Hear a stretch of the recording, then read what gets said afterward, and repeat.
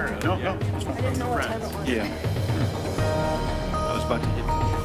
Wait, you're not there. Cool. Thank you. We always support them. I appreciate it. You're welcome. And tell them it's only because of you. Oh. Okay, we're going to call to order the regular meeting of July 24th, 2023. Madam Clerk, the roll, please. Dixon, Here. Salvia, Here.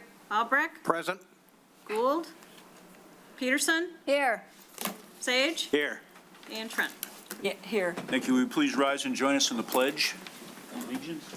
I pledge allegiance to the flag of the United States of America and to the republic for which it stands, one nation, under God, indivisible, with liberty and justice for all.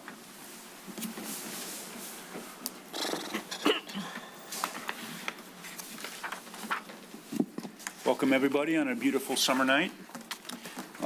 First, we have public comment. Is there any general public comment before we get to our presentation? Brian, is there anything? Actually, Holly. Holly? Yeah. Oh, it's Marcy. Okay. Marcy, Yeah, Holly. there's no one on the line. All right, welcome, Marcy. Thank you. We had some technical difficulties. I'll try not to call you Brian. Or something. Next, we have a presentation from CMCOG, which is the Southeastern Michigan Council of Government.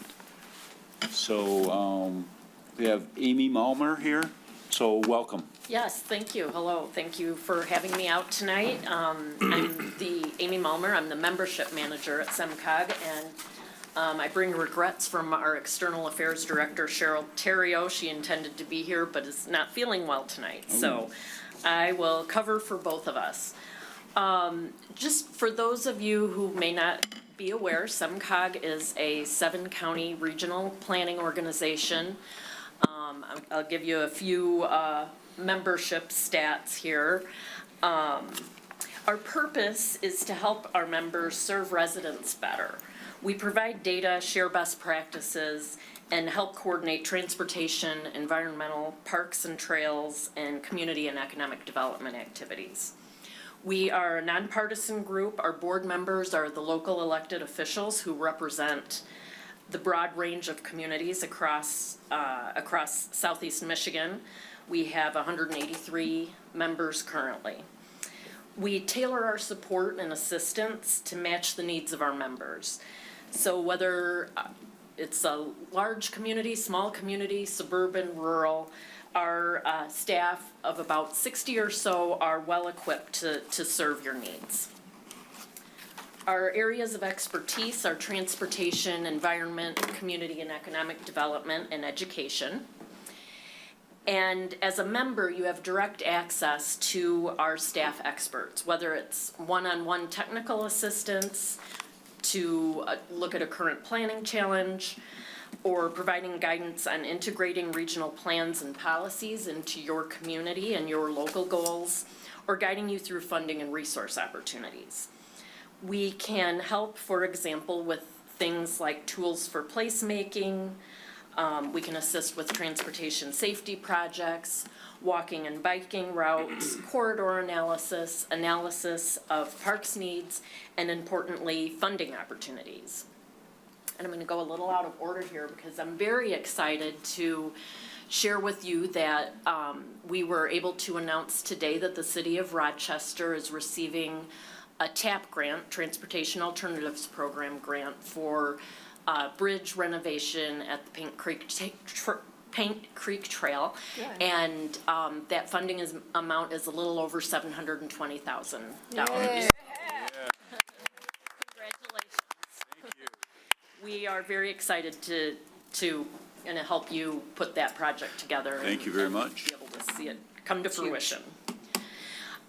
There are some other, besides the TAP grant program, there are some other programs that we have available. The Planning Assistance Program is $500,000 every year. Maximum grant request is $50,000, and you can kind of see the types of projects we fund through that program.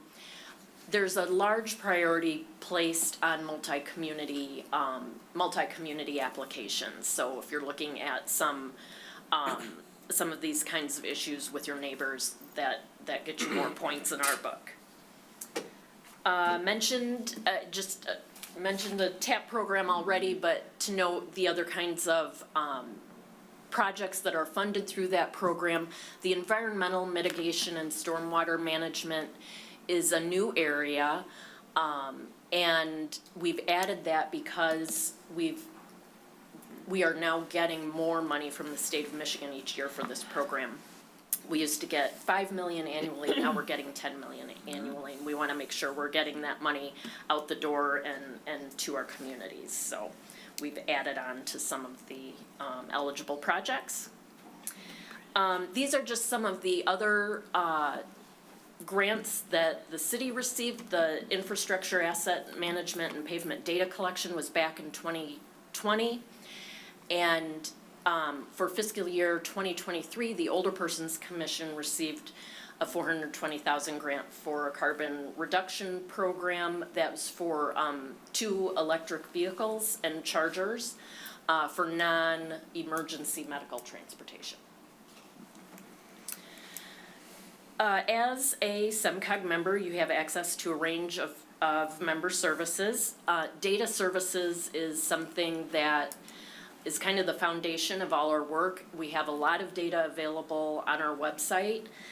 We are also happy to help you wade through all that data. You just need to give us a call if you need some help finding what it is that you need. But on the screen are some of our more popular data and mapping tools. We've got traffic crash information, parks information, some economic data and demographic data.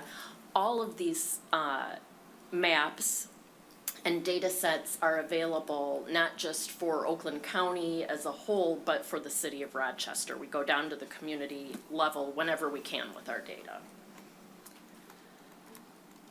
This year, CMCOG we've launched the process for updating our regional transportation plan. That's something we need to do every 4 years, calling it Vision 2050 this year, and we're just kind of in the phase of getting public input and feedback. We've had a couple series of meetings to start looking at goals and priorities for this plan. So we'll continue to do that.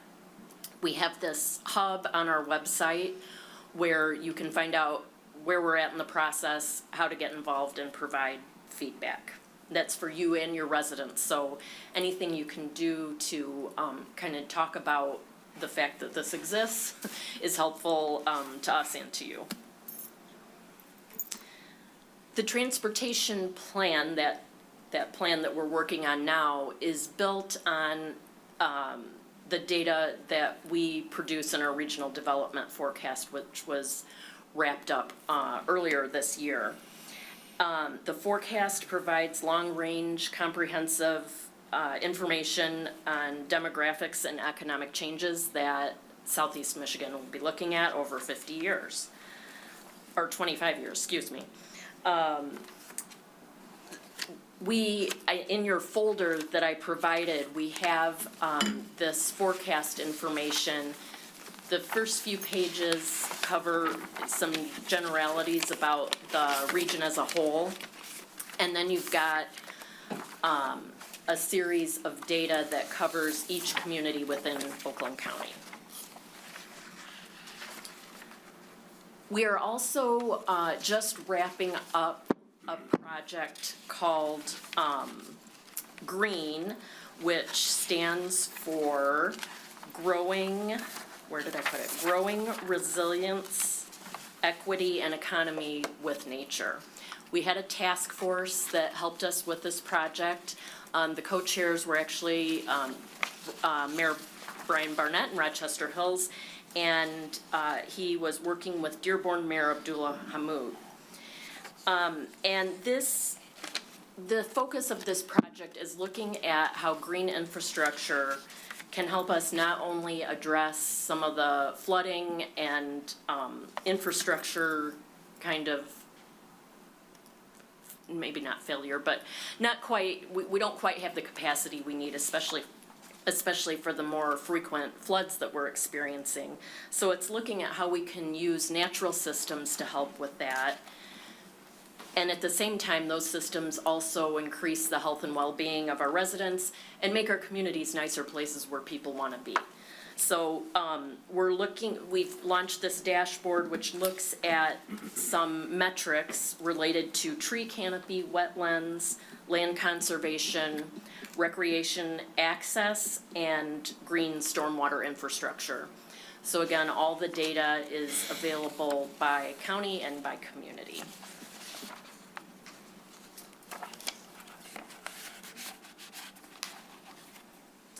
Another project we're working on is in the area of electric vehicles. You might have heard about the announcement of the first U.S.-Canada electric vehicle corridor, which is planned to go from Kalamazoo to Quebec. CMCOG's role in looking at electric vehicles has been thinking about how they're going to impact our region and specifically our local governments. So we've got this toolkit that's on our website to help communities prepare for the EV infrastructure that will be needed as we transfer over to electric vehicles. We did such a nice job with the toolkit that the state of Michigan asked us to help them put together a similar toolkit for the whole state. So we're very happy to do that. And what you'll find in the toolkit is resources and guidance to help you secure federal funding and proactively plan for electrification and future mobility needs. There's also a lot of funding available for EVs and related infrastructure, so we have staff experts who can help you figure out if you can access some of that funding.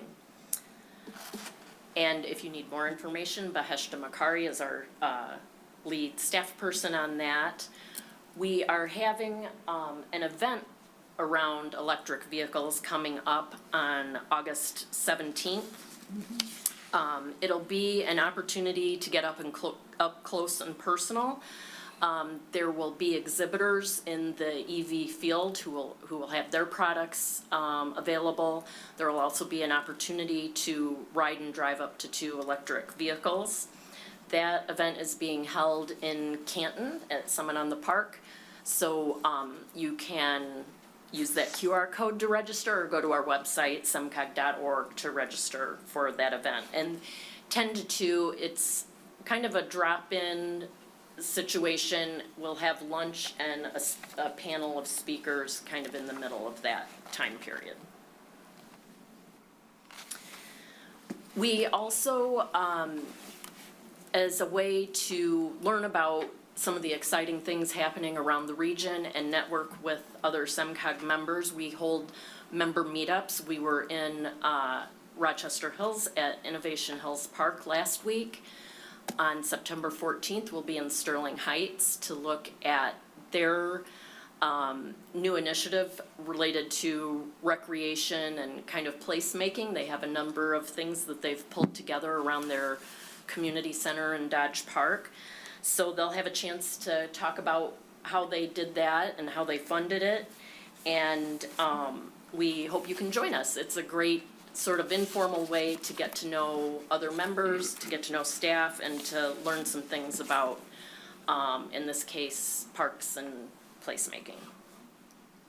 We also have a number of training opportunities, both in-person workshops and webinars, that cover a range of topics from resources for broadband deployment to stormwater and flooding, parks and trails, downtown commercial areas, and government operations.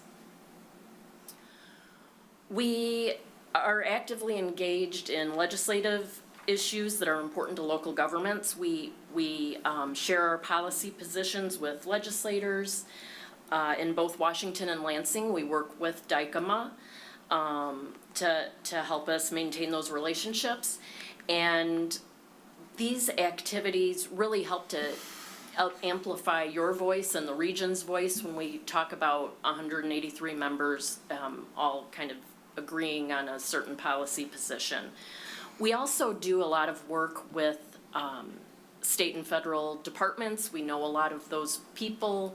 If there are regulatory issues that are keeping you up at night, we might be able to help connect you with right people to talk about those things as well.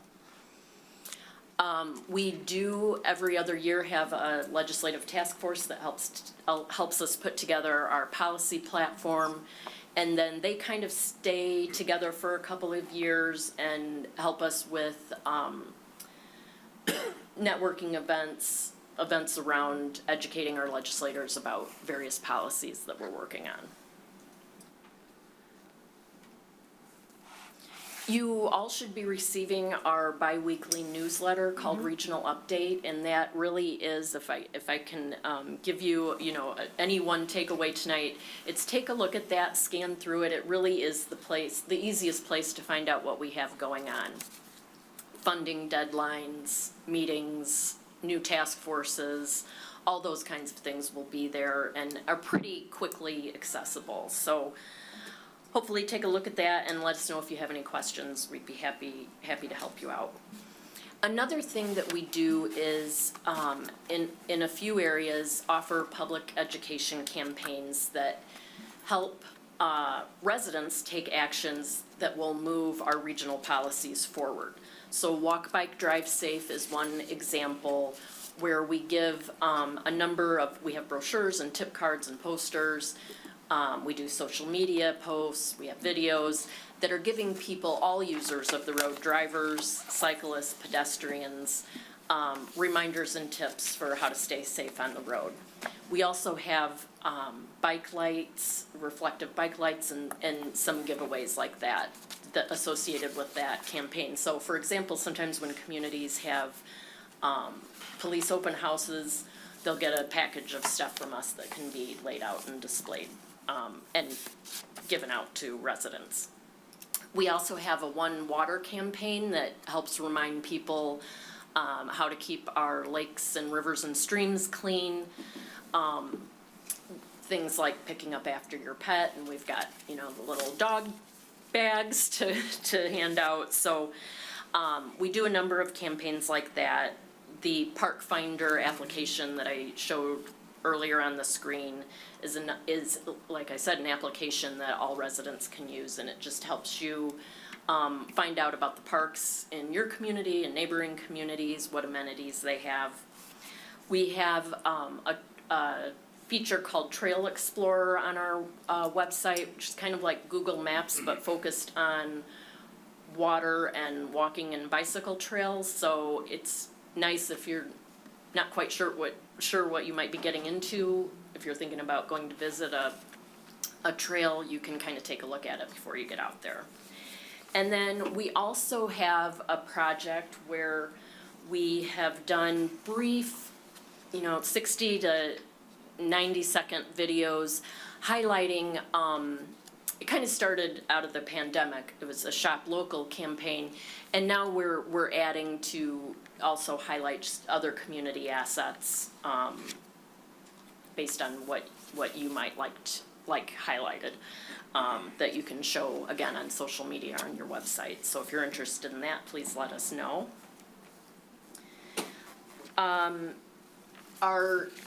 Just giving you some general membership, more of our structure kind of information. Our full member committee is our General Assembly, and each member appoints a delegate and an alternate. Your delegate is Mayor Pro Tem Salvia, your alternate is Alec Miskovar, and we want to let you know that while they are the voters on the General Assembly, all of you are welcome to attend. We welcome you. And coming up in October, we'll be at Oakland University, so it'll be nice and close. Our October General Assembly is a little different format. There are a number of workshops throughout the day, so that's really one where a lot of your staff might like to attend as well. And with that, I will just wrap up by saying, please visit our website at semcog.org, and you can visit us on all these social media channels as well. And if you have any questions, please feel free to reach out to me or to Cheryl Terrio, our External Affairs Director. And I'd be happy to answer any questions you might have now. Any questions? Thank you, and anytime you want to come bringing $700,000, you're free to I wish I could do that every time. talk to us. It was fortunate timing. Thank you for coming. Thank very you. much. So much. It's a great website. All right, next is approval of the minutes, consideration of the minutes of the regular meeting of July 10th, 2023. So moved. Motion by Councilmember Peterson. Support. Support by Councilmember Sage. Madam Clerk, the roll, please. Vixen, Yes. Salvia, Yes. Albrecht, Yes. Peterson, Yes. Sage, Yes. Trent. Yes. Thank you. Next is the approval of the consent agenda. First is the consideration of special event application from St. Andrew Parish Picnic for September 17th, 2023, and a review of the current special event calendar. Motion to approve as presented. Support. Motion by Councilmember Peterson, support by Councilmember Albrecht. Madam Clerk, the roll, please. Vixen, Yes. Salvia, Yes. Albrecht, Yes. Peterson, Yes. Sage, Yes. Trent. Yes. Thank you. There are no old business or table items tonight. There are no public hearings tonight. Legislative deliberation and resolution establishing the city's early voting site at the municipal building, council chambers, right here for early election. Mr. City Manager, did you want to comment on that? I think city clerk. Ms. Madam Yep. Clerk? I'll take that, Your Honor. Thank you. Before you this evening is a resolution putting forth all of the requirements that are required of this legislative body to implement early voting. There's a lot of whereases here, so I'm going to skip that first page, and if I could, I'd just read the be it resolved paragraph. Item number 1, the early voting site for the City of Rochester electors is the municipal building, council chambers, 406th Street, Rochester. 2, that the City of Rochester will send notice of early voting site location to the registered electors by mail or other method, which includes the city newsletter, website, tax bills, water bills, and whatever other method administration determines. I would like to also add Facebook and signage if you all are agreeable to that amendment. Item 3, that the City of Rochester shall provide early voting for all elections held in the municipality, including those that are not statewide or federal elections. And 4, that the City of Rochester does not wish to enter into an agreement for conducting early voting with another municipality or the county. Therefore, the city clerk is responsible for administering early voting in Rochester. 5, that to maintain consistency within the county, Rochester's early voting hours will be the same as the hours being held under agreements with Oakland County and other municipalities. That's currently going to be 9 a.m. to 5 p.m. Every day except for the Thursday, which will be 12 to 8, and we'll of course advertise that as time permits. And that the City of Rochester will provide early voting beginning November 2023, also to maintain consistency within the county. And finally, be it further resolved that the resolution is subject to the final enactment of state legislation. The state has approved legislation, 8 bills that enact all of this. Attorney Crott and I are monitoring it as far as the effective date. We're not quite sure what that is at this point in time. It depends on when the legislature adjourns, so stay tuned with that. So I'm asking that council go ahead and adopt this, have us in place, and we can start going. Councilmember Albrecht. Thank you. And Leanne, and we have complete confidence in you, and I know you've given us updates on this at previous city council meetings. Have any other municipalities opted out of the county one, and how many others are doing what you're proposing? So currently, there's South Lyon and Bloomfield Hills, City of Bloomfield Hills. We just had a Zoom meeting today, so they're going to be implementing the same as us for this November. Northville was in it, but then decided to go with the county after they were able to work out. They straddle Wayne County and Oakland County, so there was some additional logistics they had to work out. So I'm trying to get the group to make sure we're navigating this in the same way, so. So, Mayor, I would like to make a motion to accept the resolution as proposed by City Clerk Leanne O'Connor and pass the resolution today. Support. Motion by Councilmember Albrecht, support by Councilmember Peterson. Further discussion? Madam Clerk, the roll, please. Vixen, Yes. Salvia, Yes. Albrecht, Yes.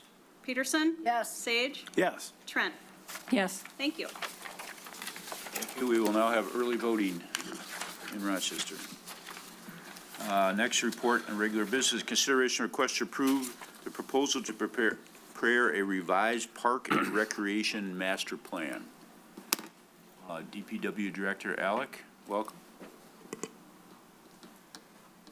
Hello, Mayor, members of council. Get comfortable up here.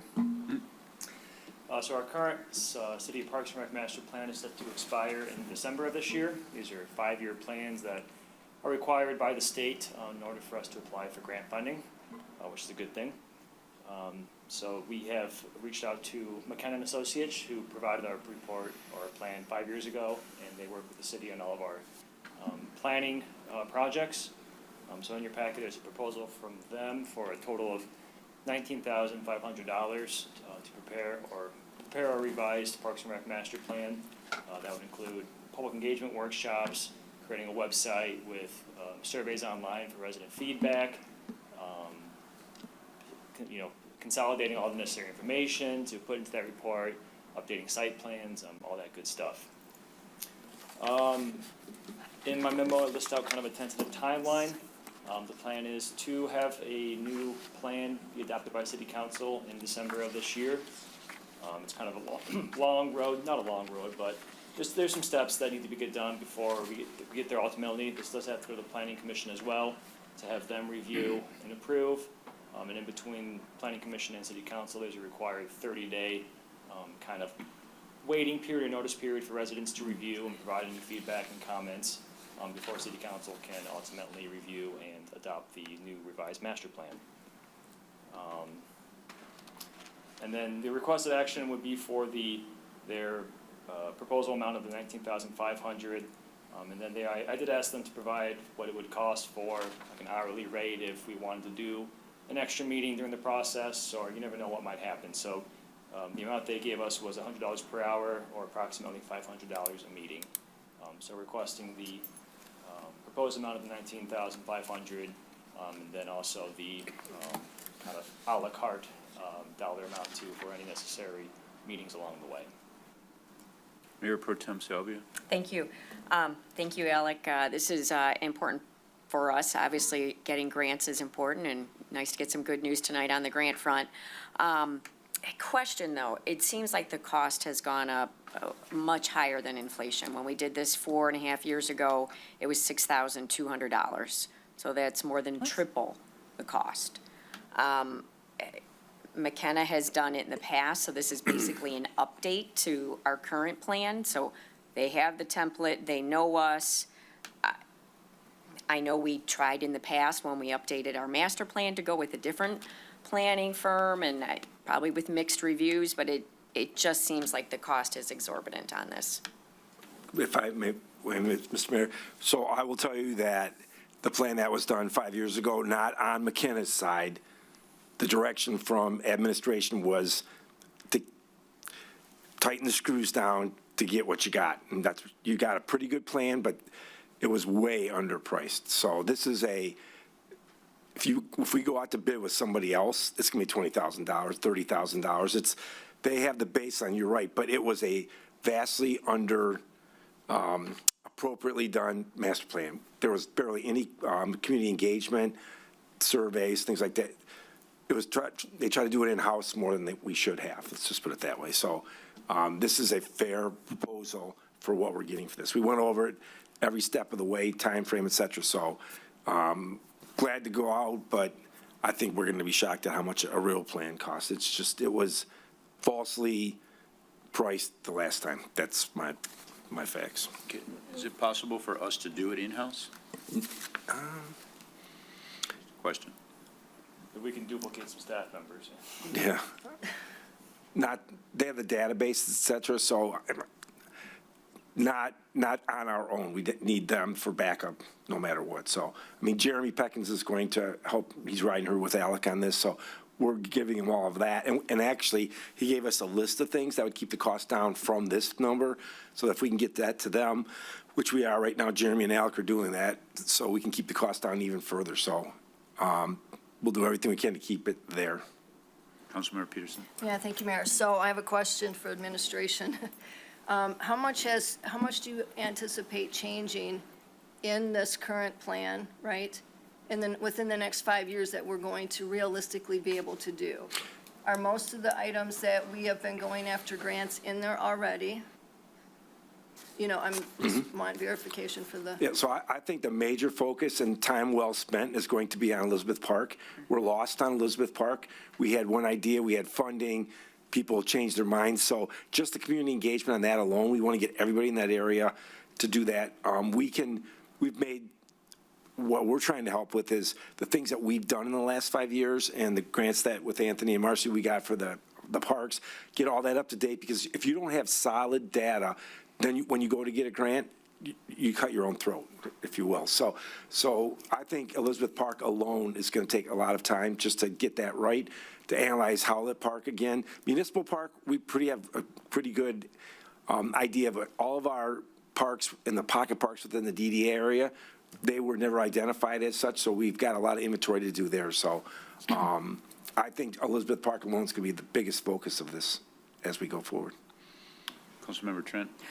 Yes, I had the luxury of being able to view this when I was working on the designation of Rochester as a Monarch Champion City, and it was filled with a lot of really good information. In fact, I didn't know we had it until in the pledge it was saying, you know, you have a parks master plan, and I go, oh, and then I just Googled it, found it, and but I also saw there was information in it that did need to be taken out, there was some that needs to be adjusted.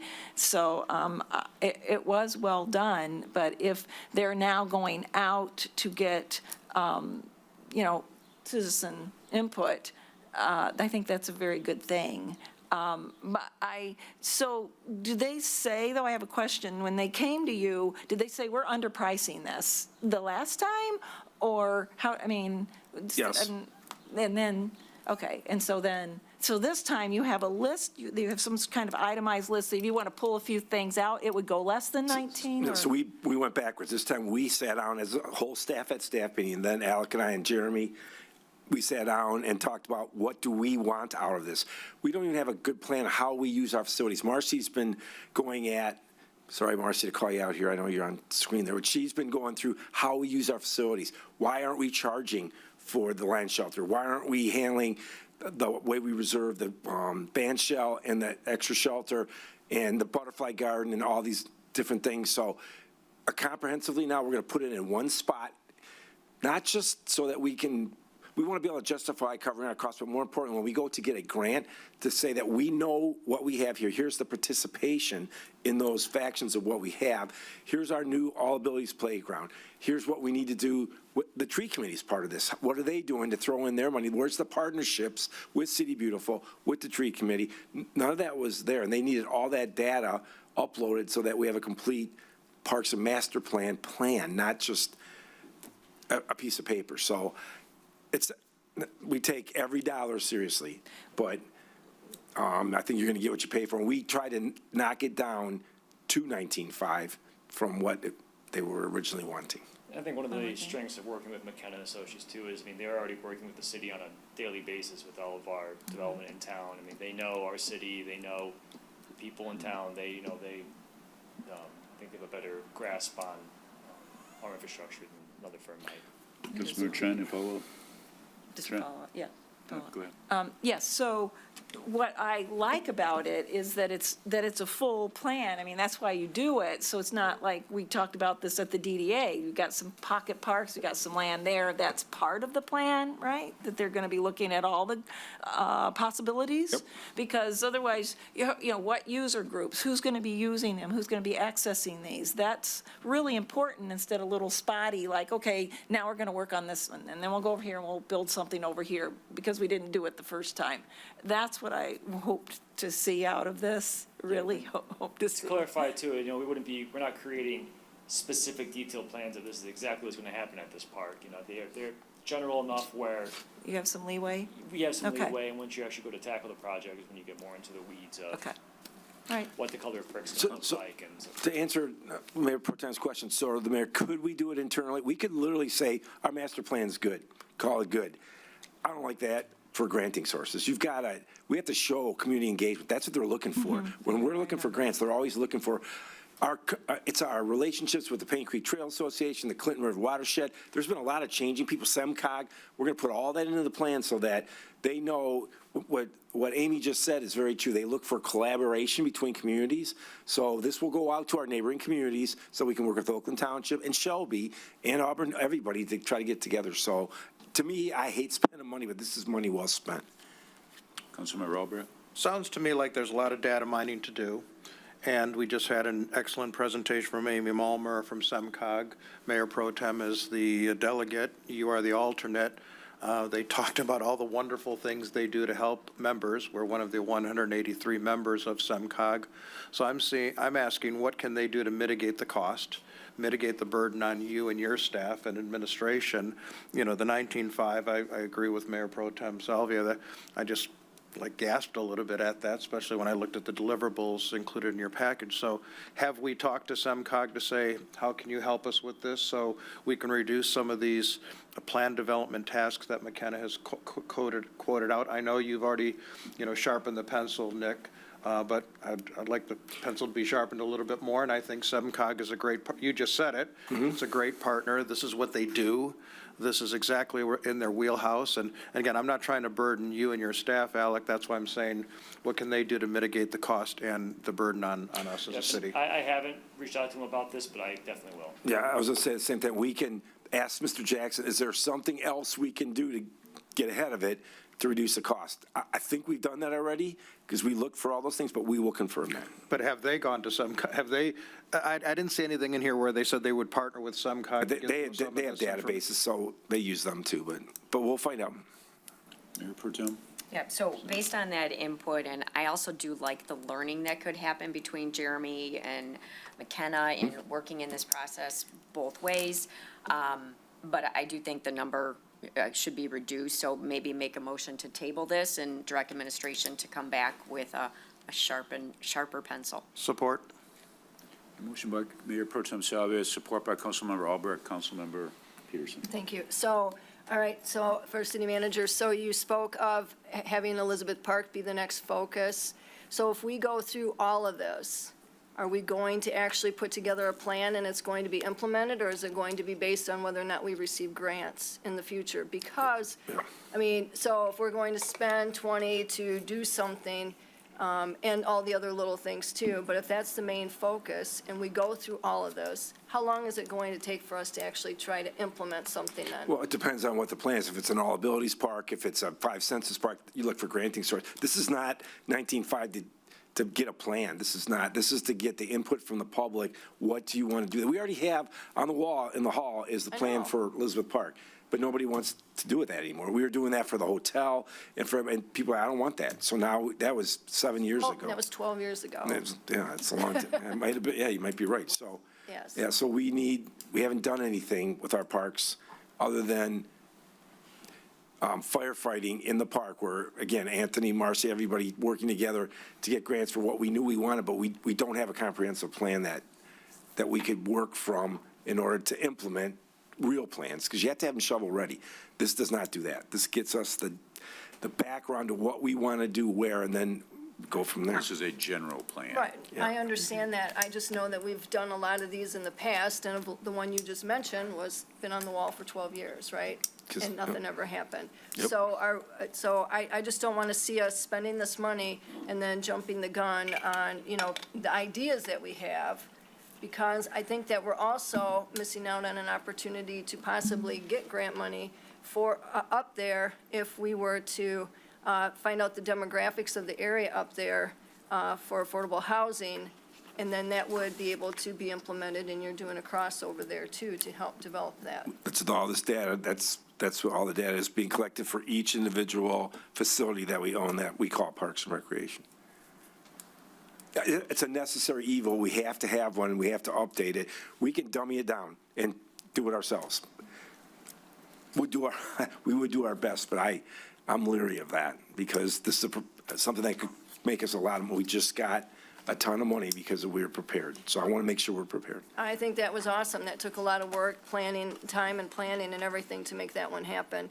However, on this one here, who's going to put together the community forums and things like that? Will that be McKenna only?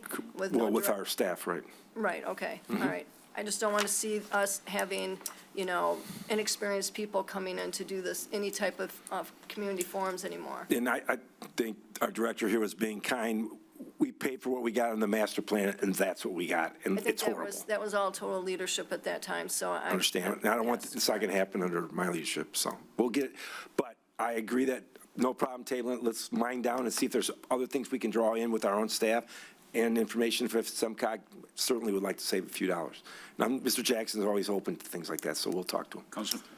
I'm sorry, just to follow up. Okay. So, I just think it would be best then if we actually just review that, the latest master plan, the latest Parks and Rec plan, to see for other input before we even get to the community, so we can give it back to you by the time you talk to McKenna, to see if there's any outstanding ideas and thoughts that we already have been talking about that never hit that at all, so we can add that to that list. I mean, there's a lot of things. I mean, there's Dinosaur Hill, there's everything. Everything we own. Right. Councilmember Sage. Thank you, Mr. Mayor. So the city has two opportunities in a period of time to make guidance, right? Those being the city's master plan for development and then the city's master plan for parks and recreation, right? So it spans over 5 to 10 years, and I would be fully supportive of SEMCOG assisting us with McKenna to develop a master plan on Parks and Rec. For a couple reasons. One, I do want community input, and I'll bring up something from 10 years ago that not many of you may know about. Bunker Park. Remember the Yes, sir. project proposed by the Historical Commission? That should be part of the master plan. So, we're talking about all existing parks, but there are opportunities for future parks here, and I want to do it right. That's all I'll say. I'm glad you brought that up, because that was one thing. I remember that being in the we woods, talked about, right? climbing down that bank. Yeah, I remember that. But we have so much history here. I think that's the part that's missing too on the Parks and Rec. It's the history of all these really cool things, being the first settlement in Oakland County. Madam Clerk, the roll, please. Vixen, Yes. Salvia, Yes. Albrecht, Yes. Peterson, Yes. Sage, Yes. Trent. Yes. We'll be back. To be continued. Next is a discussion regarding the current Rochester water restriction ordinance. Mr. City Manager. So, council, last meeting, I think it was last meeting that we sat and we talked about droughts and water concepts and mandatory restrictions and education on water, et cetera. So we worked with Attorney Crott. He took notes from the meeting. We came back and thought, let's continue that discussion. I know Councilwoman Peterson was very involved in that. Her and I have sat down and spent some time together on this. And from staff's perspective, we think education is extremely important. Leery of heavy-handed government saying you can't water on odd and even days. At this point in time, we always have, and Jeff will go over this, I'm sure, we have the rights to do certain things, but at this point in time, we felt like we have a good, stable background and philosophy in how we handle our water resources.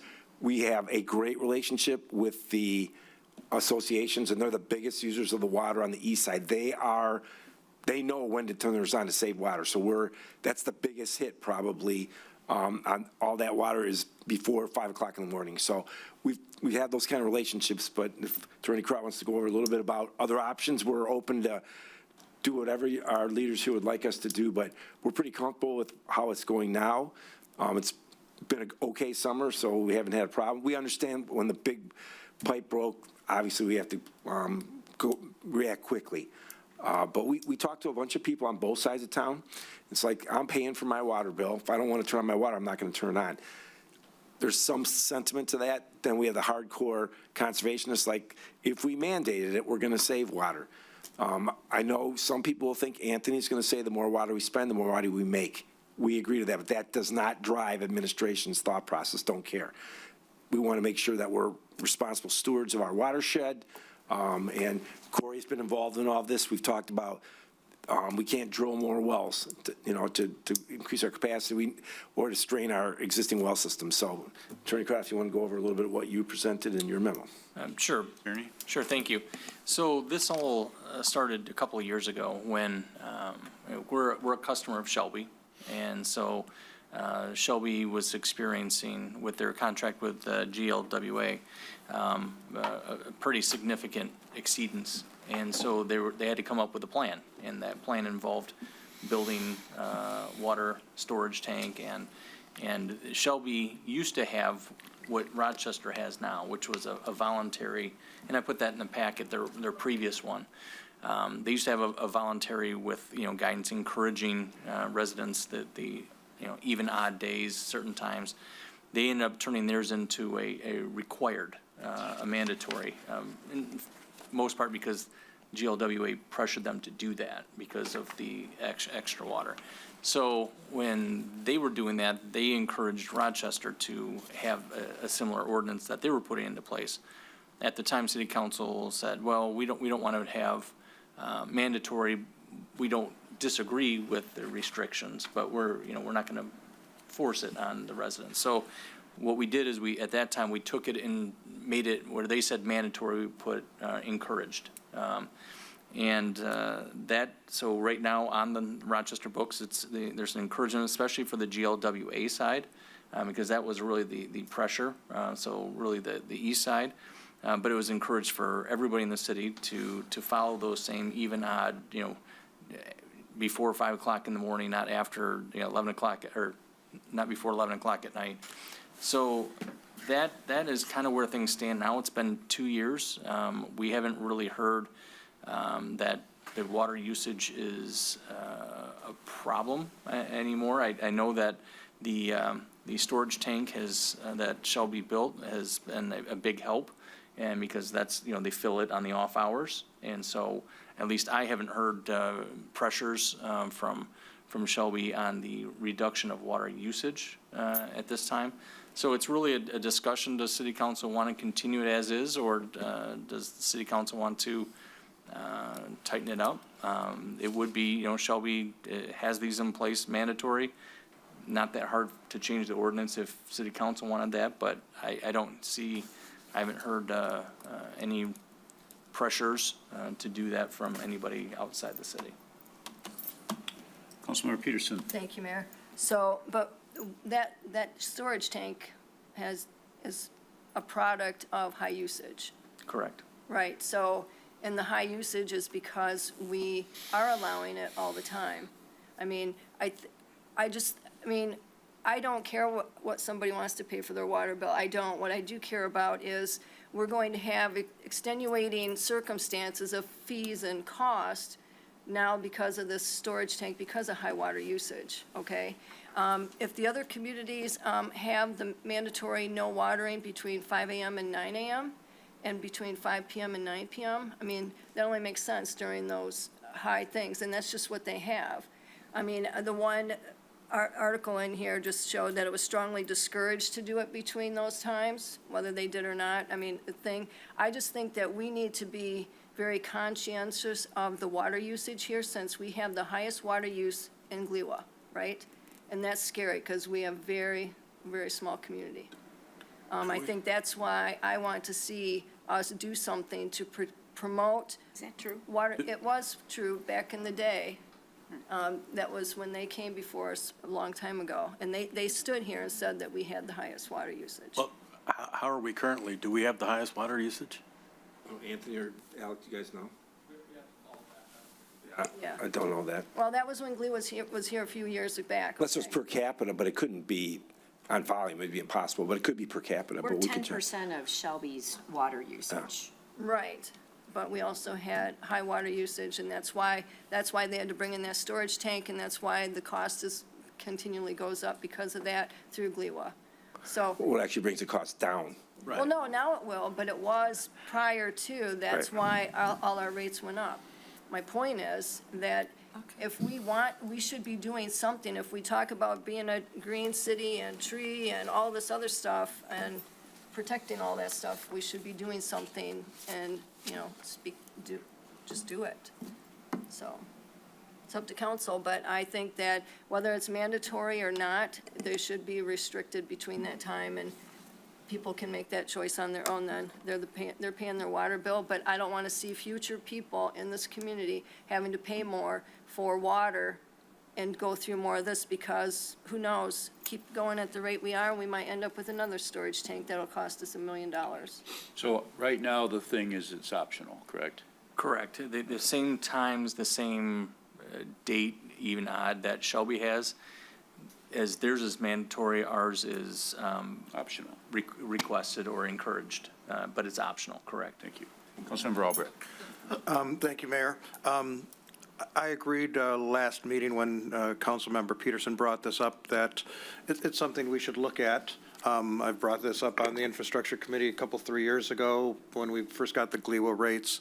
But I don't want to legislate an ordinance. I can't imagine Shelby Township's police department is going around writing tickets for people watering their lawn in off hours or on even days when they should be odd days. But I do believe, as I think Attorney Crott and City Manager Banda said, education is key. And, a few years ago, I always liked when Rochester Hills, during that one time where there was a bit of a drought, put up the signs, sort of like what we did when the water main broke last year.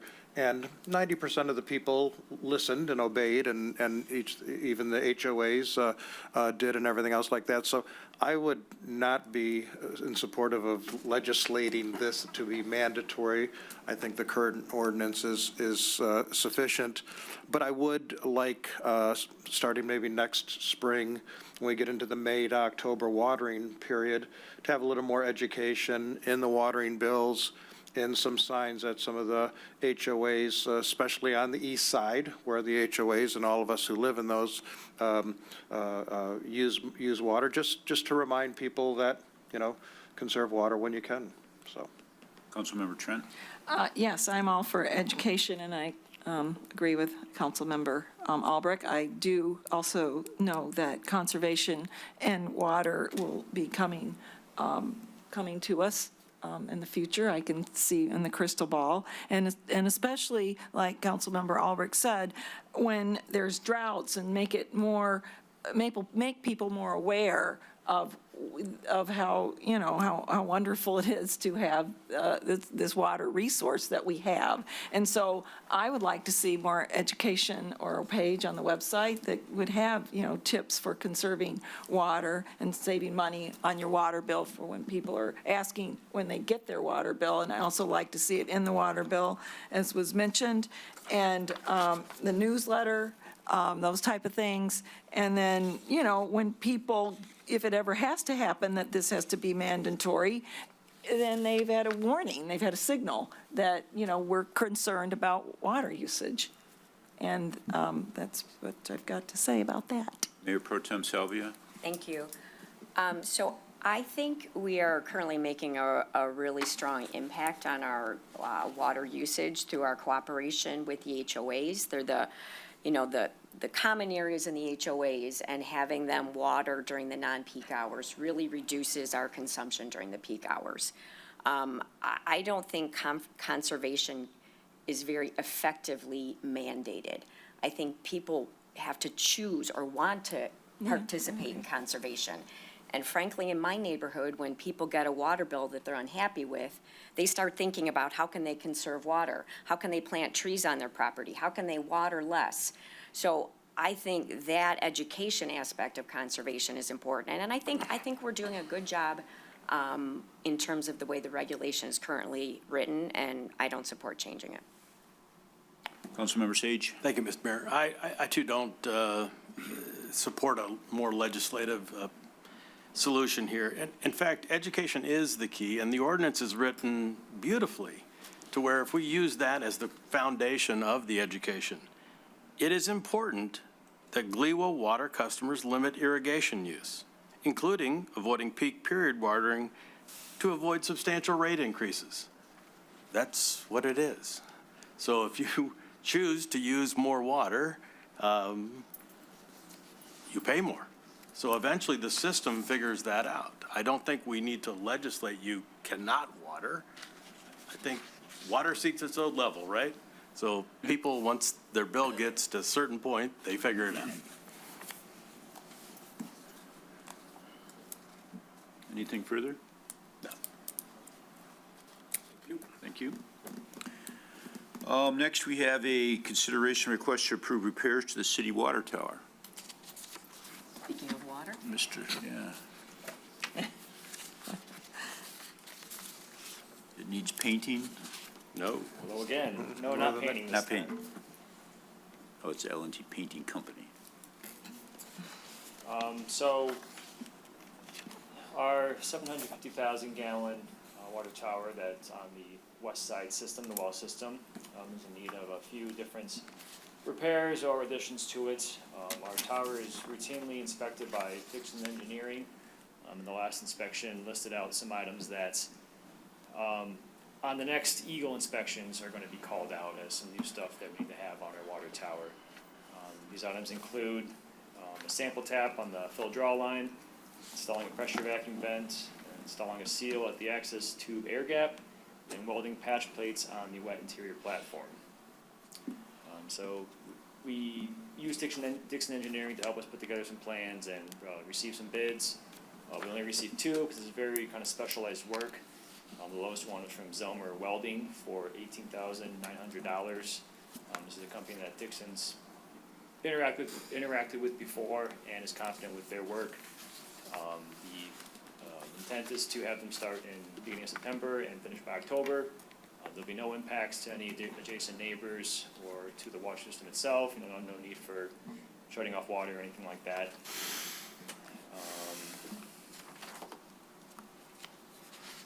Yeah, I think that's all it is to it.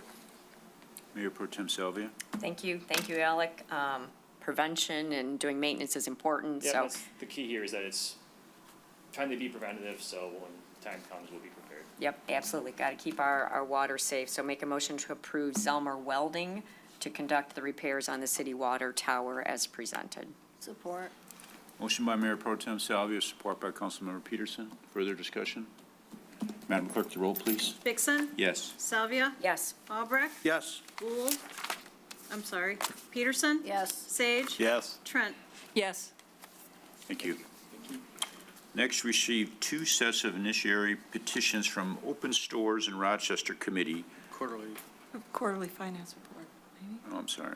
It's D. No, we're on C. Oh, C, He's right, D. D. Yeah, we We're on went to D. the water tower. D is open stores, right? Yes. Yep. Wasn't And Oh, E is what did quarterly I get? finance. Yes, correct. Okay. Oh, mine's the other way around, sorry. I'm sorry. You completely confused me, I'm so Councilmember sorry. I Trent, mean, but now I'm I feel so- better, though, about mine. Yeah. All right. Well, as this issue got everybody confused, right? Receive two sets of initiatory petitions from Open Stores and Rochester Committee, one set for an ordinance and the second for a charter amendment, both regarding allowing retail sales of cannabis in the city. Mr. City Attorney. Yes, thank you. Before you is a memo that we put together, just to kind of explain, I know we've already reported on this, but we, clerk and I and Mr. Banda wanted to just give some additional information to City Council and to be honest, to the residents as to what is going on. We've already seen one resident reach out saying, please don't vote for, or please vote in a certain way for an ordinance for marijuana. And so we thought this was a good time to kind of let everyone know where in the process these are, what these are. And so these two, there's an initiatory petition for an ordinance and a proposed ordinance charter amendment, proposed charter amendment. And these were done by petition to give just a rudimentary, typically ordinances and charter amendments are initiated by the city council. In this case, it was a group that they called themselves Open Stores in Rochester Committee. And because currently the city ordinances specifically prohibit any marijuana establishments in the city, and that was done a few years ago.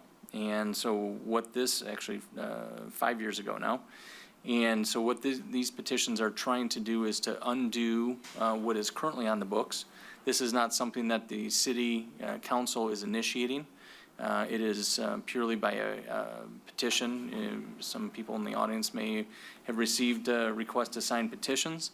But when they have a certain amount of people sign the petition, then it becomes something that can move forward. And so there's two processes. One is the ordinance itself. Normally, if there's an initiatory petition for an ordinance, city council would have the option of simply enacting the ordinance, and then that ordinance wouldn't go to the electors on the ballot. This one is a little different because it's under state statute under the MRTMA, which is the Marijuana Act, we call it. And so this one, if they do meet the signature requirements, then it automatically goes to the ballot. So this is not something that city council has directed to happen. This is something that happens under state law. So that ordinance is in the packet, that proposed ordinance is in the packet. What this would do is to repeal what the city currently has, which is the prohibition. It would allow 3 retail marijuana stores in the city of Rochester, and it would be treated just like regular retail stores in the city. In fact, it specifically references it shall be treated the same as retail uses. So essentially think of wherever retail would be, this would be permitted. And there are certain prohibitions against certain distances from schools and so forth, but that's all by statute and also in here as well. So the second part is the charter amendment that was initiated by the same group, and it was deemed to have the proper number of signatures. So that, in this case, it goes to the Attorney General's office and the Governor's office for review and approval. That process has already happened. There's a pretty tight window, so we've sent that on. We've already reported that to City Council.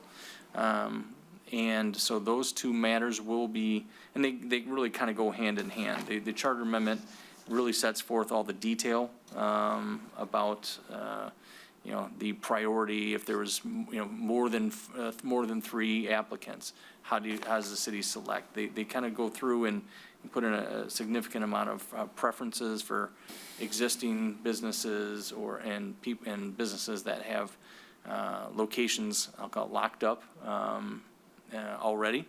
And so there's a very short window. If this does pass, then there's a pretty short window of time where applicants can get their application in and try to deem themselves to be qualified applicants.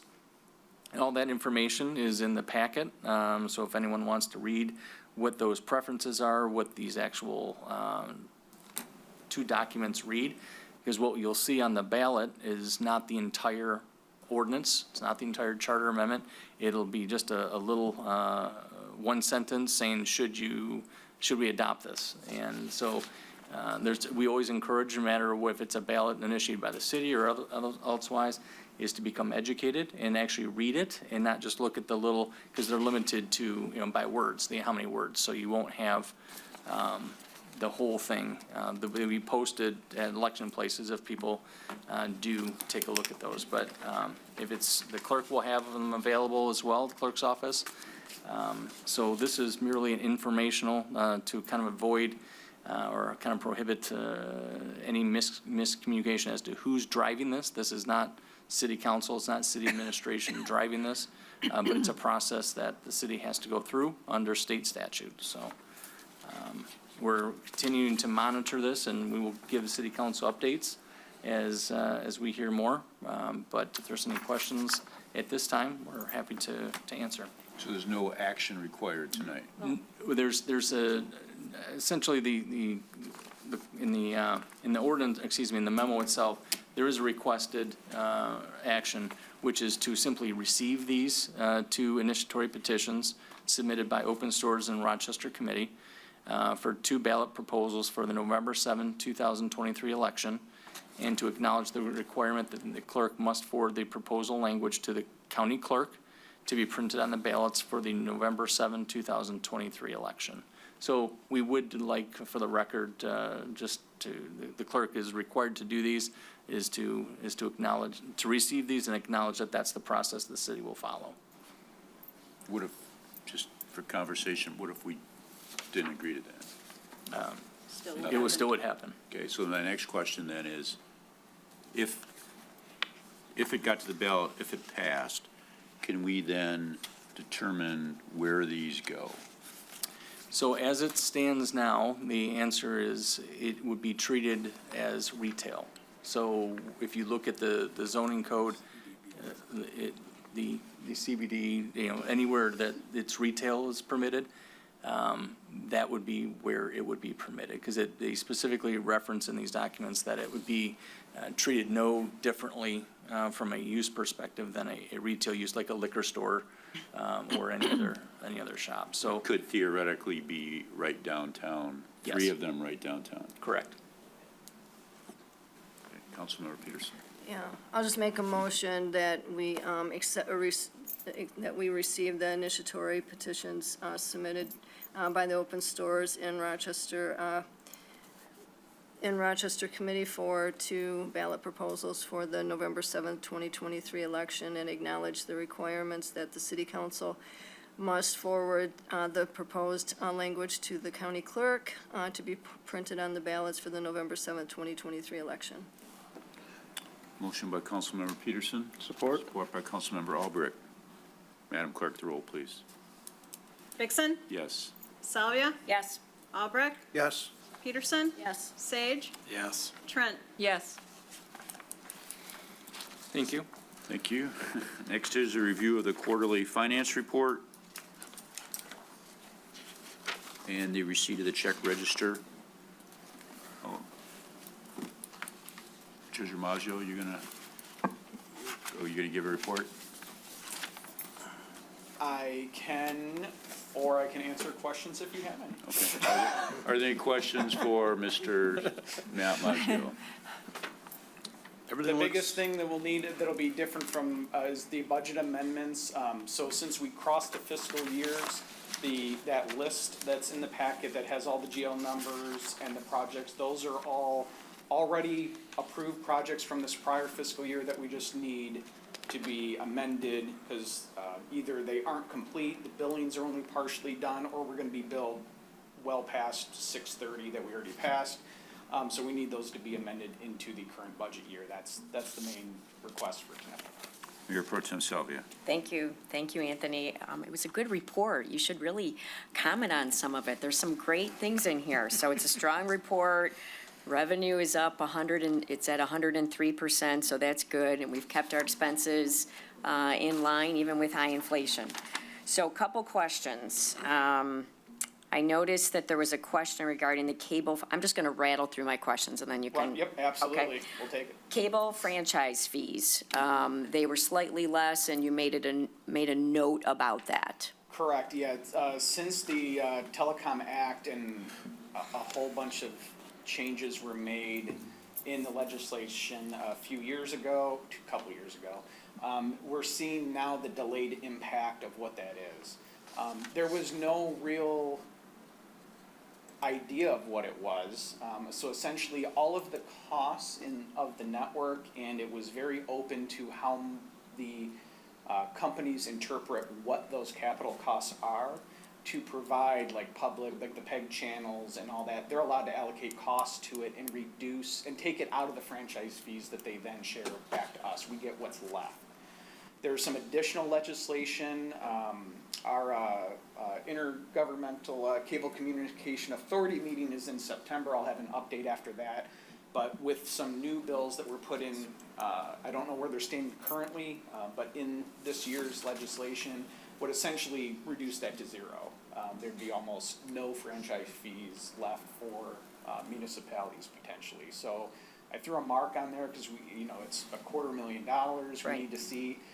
Where it traditionally used to trend upwards every year, as it's a percent.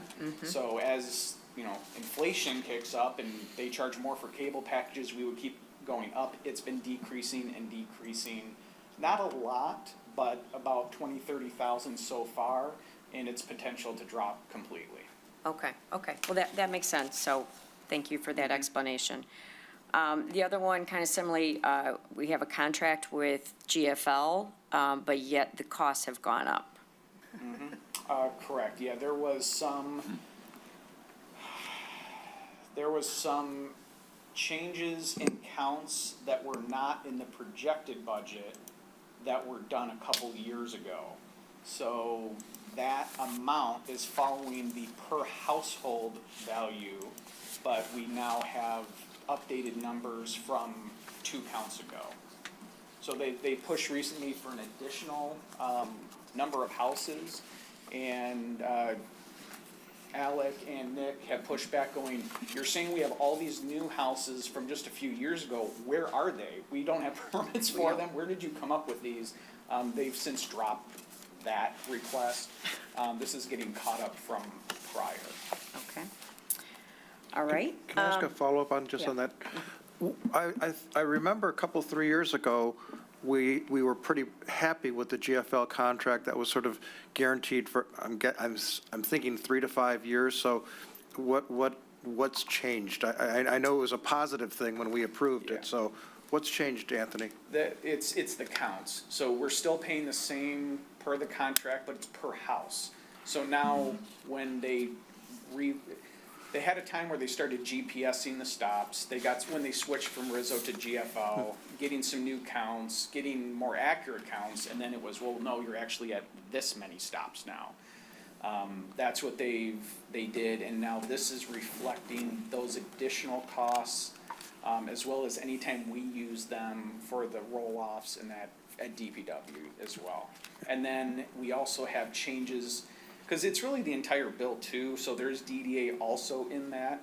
So if there's any amounts of changes for tips per week, new business rolls in, and while it was twice a week, now we need that spot 3 times a week or 4, it's gonna get rolled in total. So it's also businesses, not just residents? It is, yes. Thanks, Mayor Pro Tem, for letting me tap in. Yeah, and then DDA then pay, yes.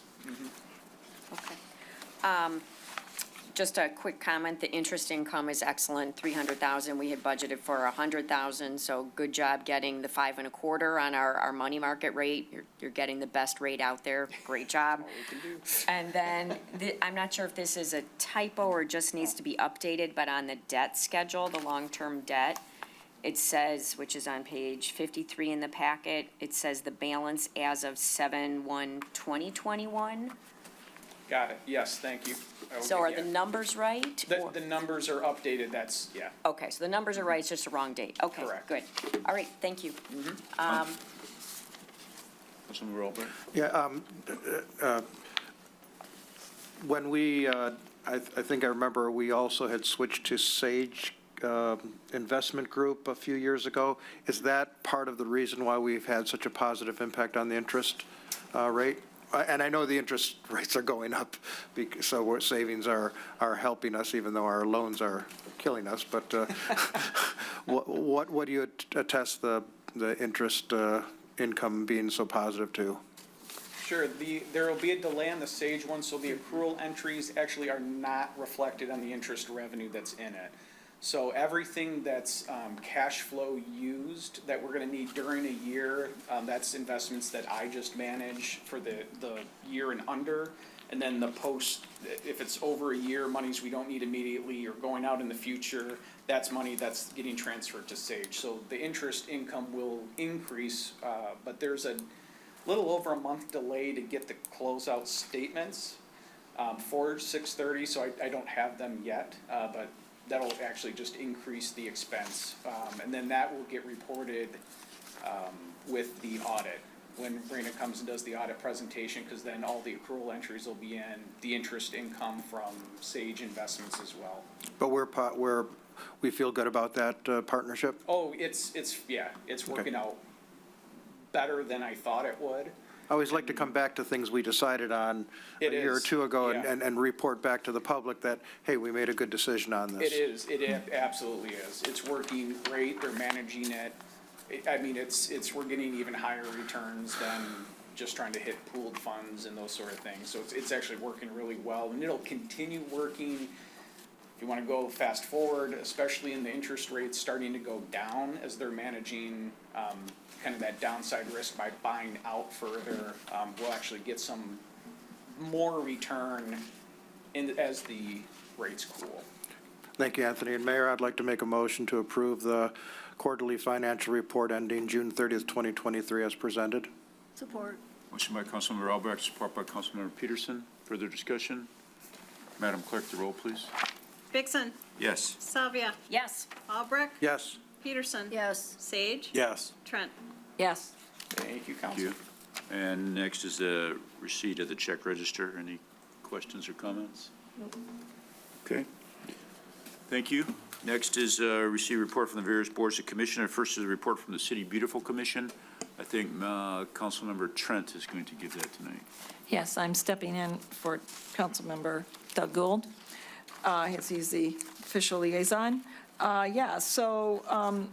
We had a very popular display case that was here, that it was at City Hall first, and was promoting our public gardens, our Dinosaur Hill, City Beautiful Commission, and the Rochester Pollinators, and it had moved to the library. So it was so popular, they want to keep it another couple of weeks.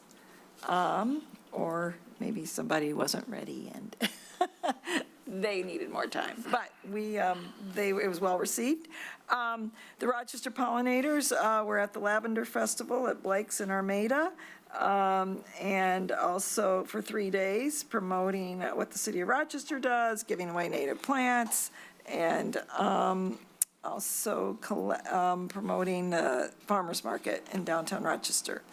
As we're going to be, the Rochester Pollinators will be there on September 9th and 16th, selling native plants. The Southern Wet Meadows enhancement next behind or across the creek from the Butterfly Garden will be having some educational signage created in the next couple of months. And we're also, Nick and DPW gave an update because they join us every month, and they mentioned they were working with McKenna to start the Parks Master Plan revision, and they're going to have a couple of members from the City Beautiful Commission on that as well, because that is what the City Beautiful Commission is about.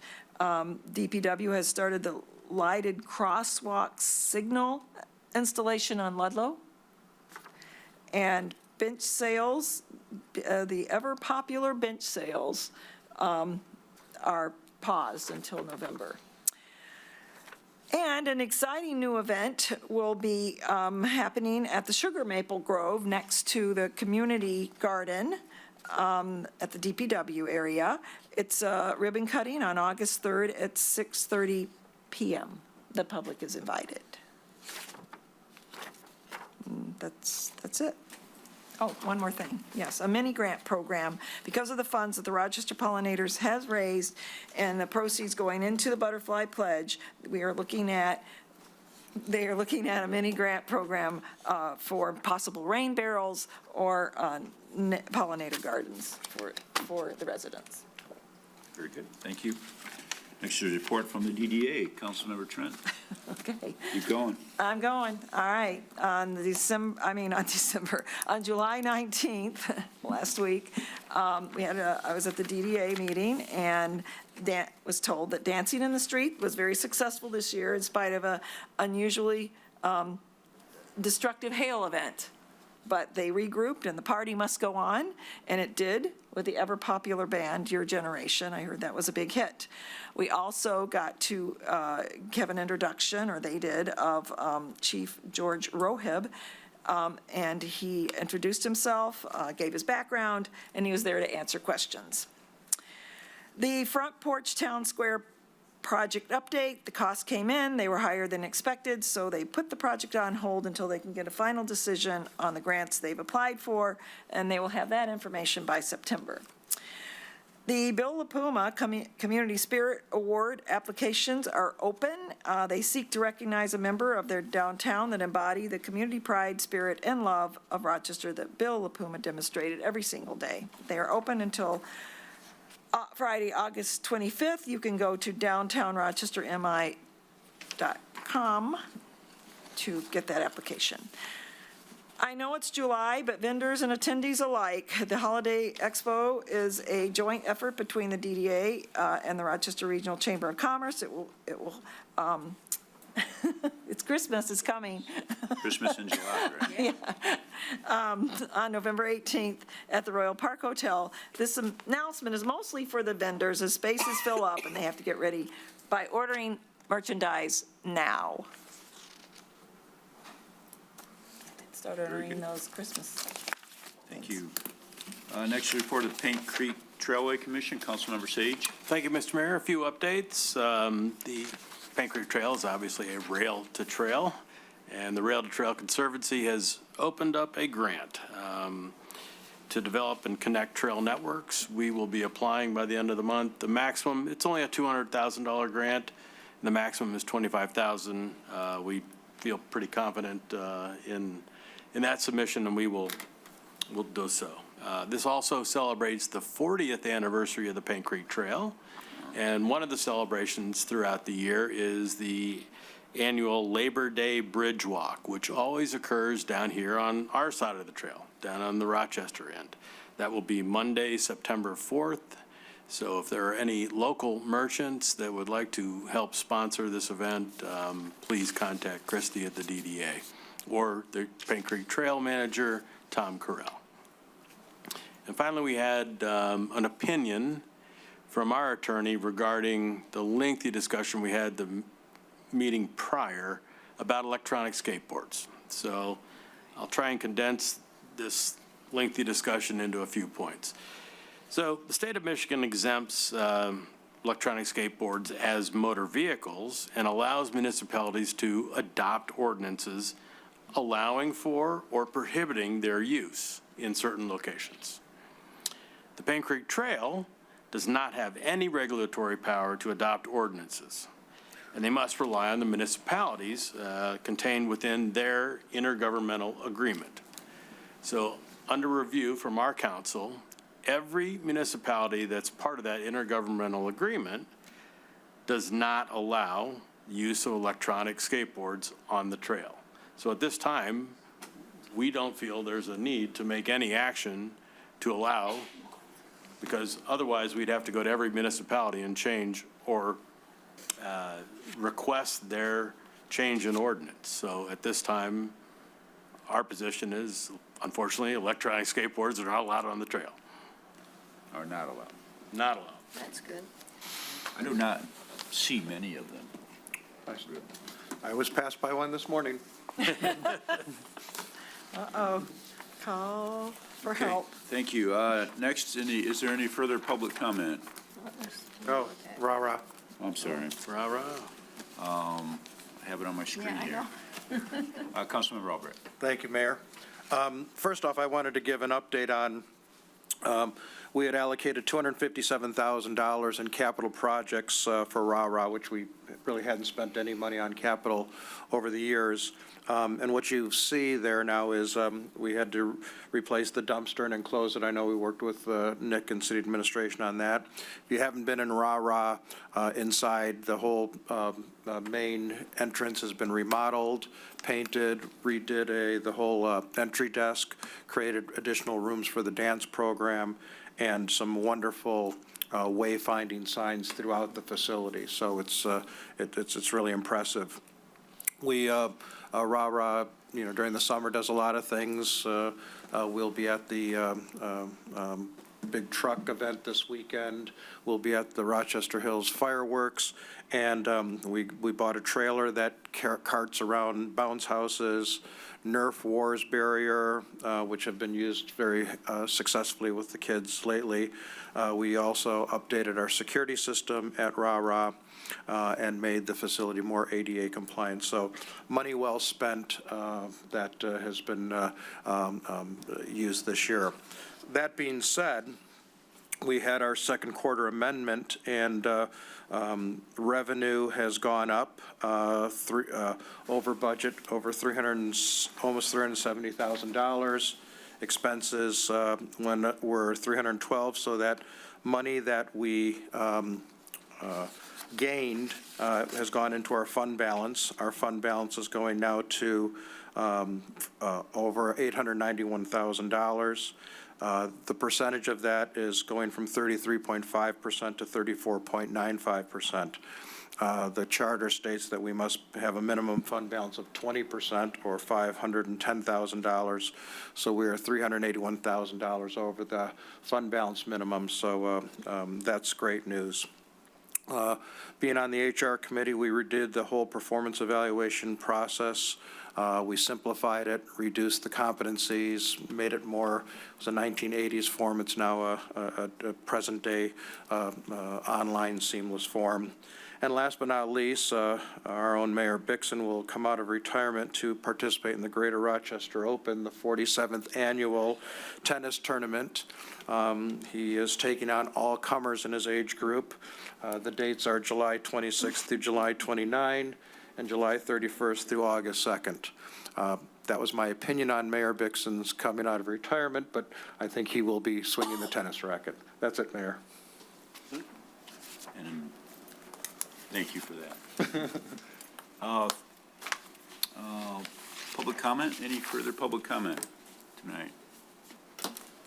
No, there's no one waiting. Thank you. Thank you, Marcy. On to general miscellaneous, Mr. City Manager. Just one thing. Jason was able to put the new sign up at the cemetery. It's very clear. Has hours of operation, no pets, and then the ordinance number underneath it, just to help clarify, to make sure that we passed on the word that we took it on, and it's very easy to see. It's very attractive. So at this point, I give a lot of credit to the DDA and how the PSD, how they pulled off the weekend of the storm. I was out of town, but Thursday started bad, and then it got worse Friday, and Christy and Jen and Taylor really did a quick turnaround and pulled it off. And I saw the mayor, the same band, I believe it's My Generation, was at the Vertical concert at the hotel. Huge following, so I could see that must have been a huge event downtown, the Dancing on the Street. So they reported the sales were great. They put together tents with tape and whatever they had to do to make it happen. And DPW and police and fire really assisted. So that was a team effort to make that happen. It's important to the business community that weekend. That's a very popular weekend. The movies went on, everything. They didn't miss a beat. So kudos to everybody that was involved. Thanks. Thank you. Madam Clerk?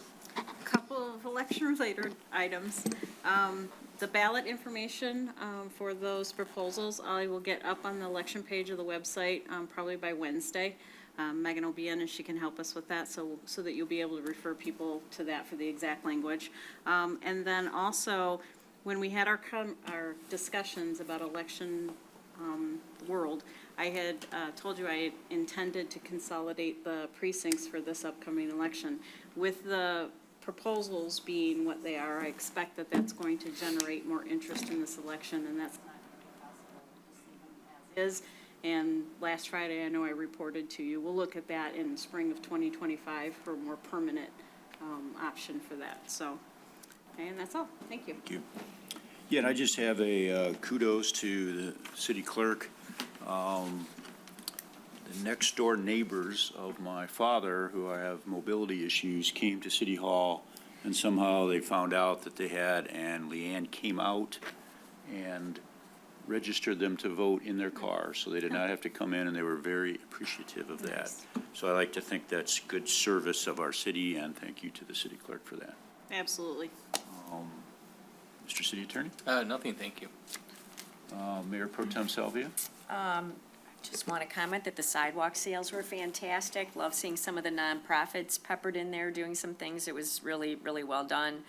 And then also, city manager, would it be possible to get for council a list of open spaces in the downtown? It does seem like we're starting to see some, I'll say transition. I don't know if it's like post-COVID business changeover or people retiring. Just noticing some things would be helpful if we could just see Sure. that list. So there's vacant, and then it looks like it's vacant, but there's somebody already signed a lease. Do you want both? Yes, Okay.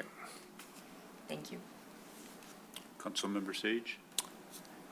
Just a couple questions for the city clerk. So when we were discussing the early voting, does that also mean for you that in the 8 or 9 days of voting, you're allowed to tabulate some of those votes now and don't have to wait? Say that again?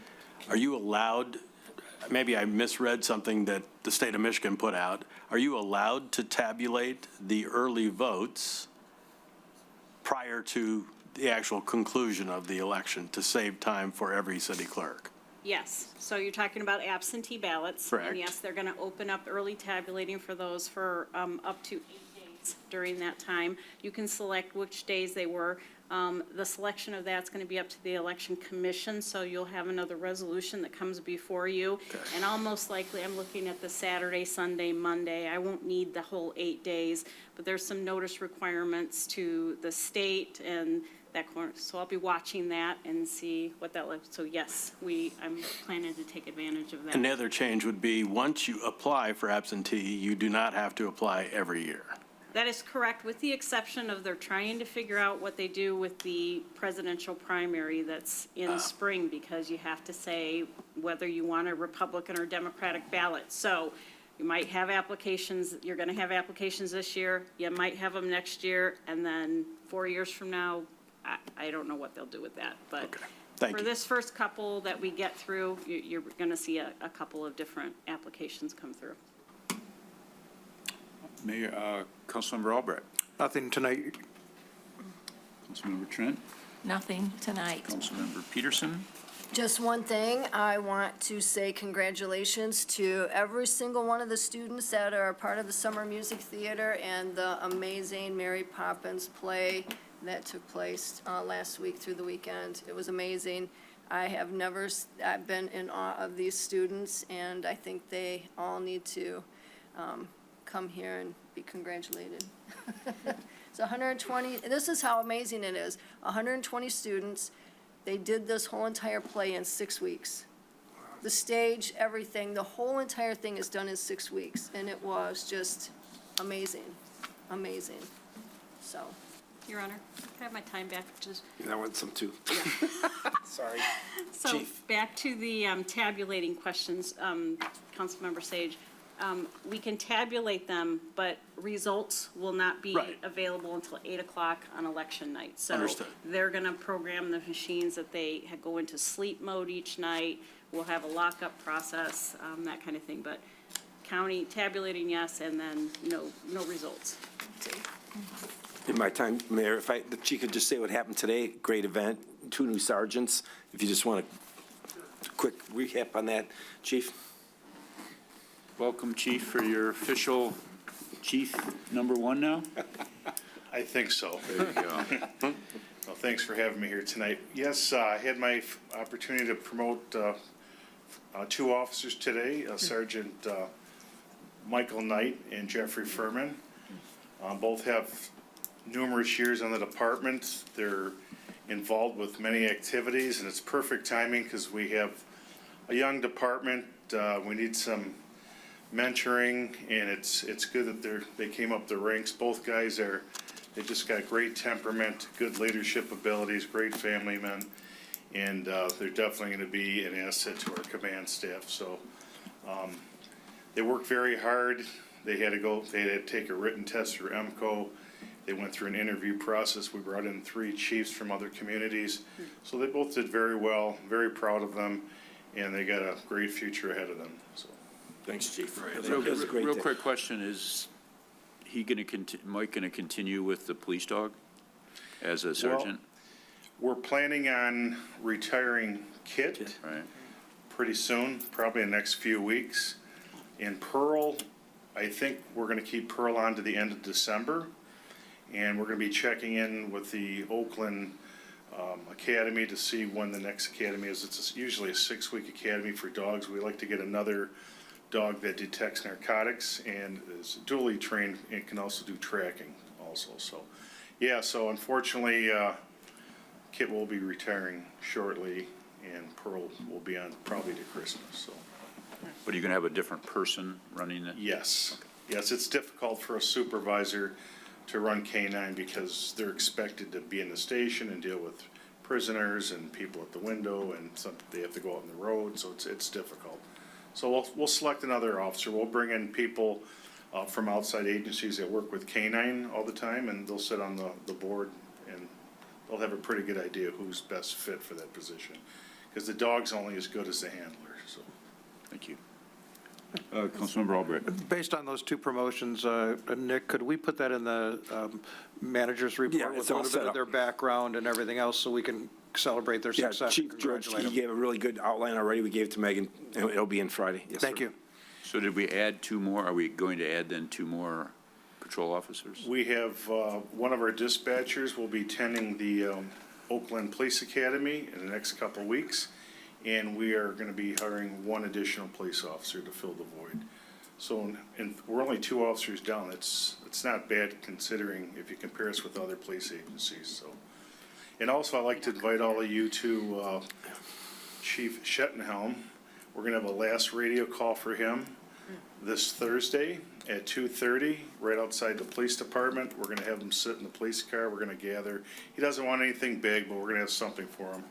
And we're gonna do the last call for him, so that'd be nice for him and his wife, so.